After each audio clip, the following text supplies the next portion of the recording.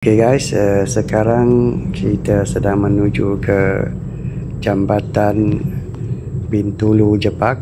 Ini dari bulatan Kampung Jepak, dari seberang Bintulu.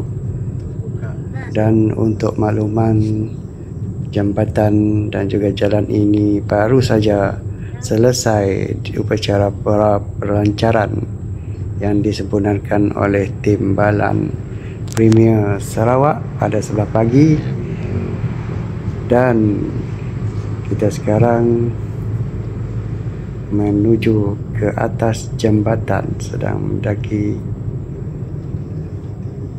jambatan ikonik yang terdapat di Bintulu ini. Okey,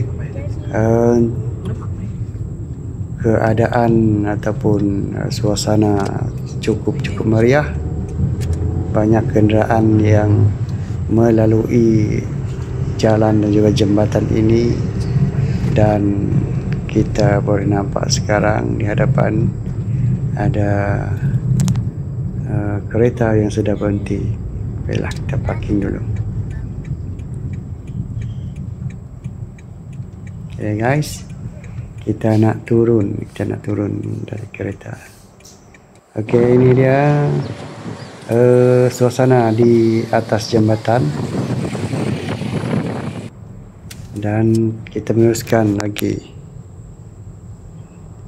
untuk ke seberang, ke Bintulu. Okey, di kiri kanan jambatan dipenuhi oleh kereta kenderaan yang mengambil momen cukup penting ini, dan cukup bersejarah bagi Bintulu dan orang Bintulu sekitarnya, kerana jarak perjalanan daripada Jepak ke Bintulu pada sebelum ini boleh dikatakan 30 ke 1 jam, lihat kepada lalu lintas. Dan sekarang penduduk dari Jepak hanya boleh dapat ke Bintulu dengan masa yang cukup singkat.